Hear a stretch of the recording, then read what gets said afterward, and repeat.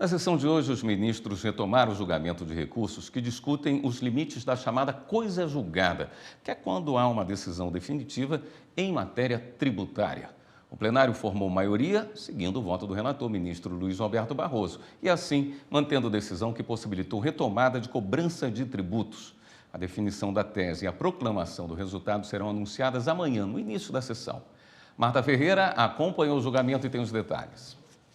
O plenário analisou recursos que pediam para esclarecer pontos de um julgamento da Corte de fevereiro do ano passado, quando os ministros, por unanimidade, concluíram que uma decisão definitiva que tenha discutido o pagamento de tributos perde automaticamente seus efeitos no momento em que o STF se pronuncie em sentido contrário.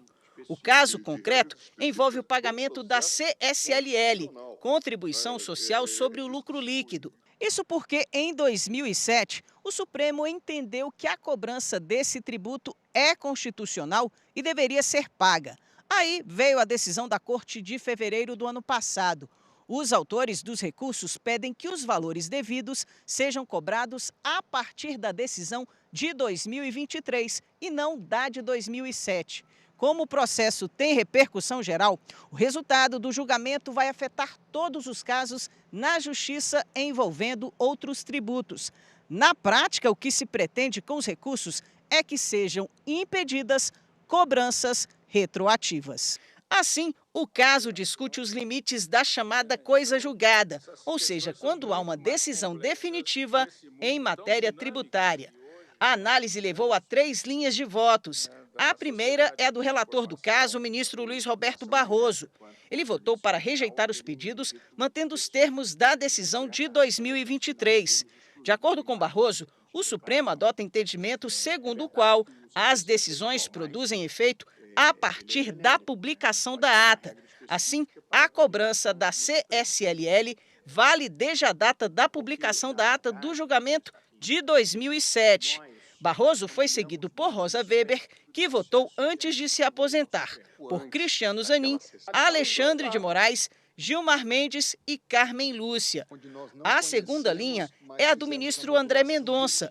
Ele acompanhou Barroso quanto à possibilidade de cobrança a partir de 2007, mas propôs outra sugestão, definindo que não devem incidir multas sobre os valores da contribuição pagos por contribuintes.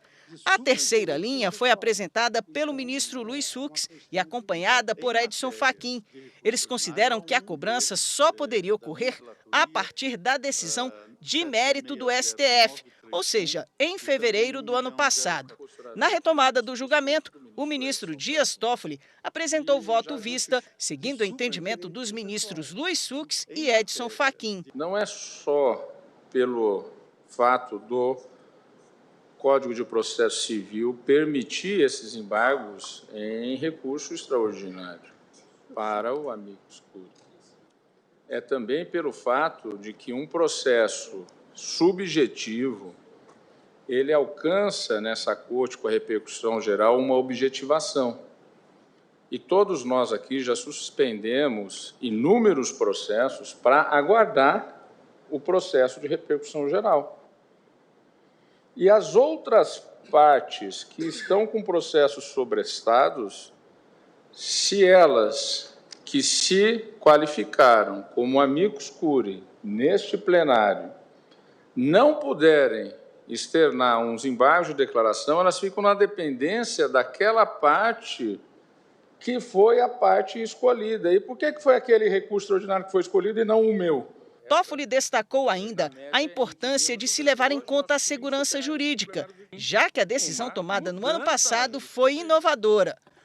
Nunca antes o Supremo tinha dito que, ao firmar em ação direta de inconstitucionalidade ou repercussão geral, isso afetaria no trato sucessivo automaticamente efeitos imediatos. O ministro destacou também que, ao se dar efeito imediato à decisão sem modulação, haveria uma quebra de confiança. A partir de 2023, todos os julgados que forem acontecer em repercussão geral ou em a ação de controle concentrado, diante do julgamento de mérito ali, do qual eu fiquei vencido, passam a ter efeitos imediatos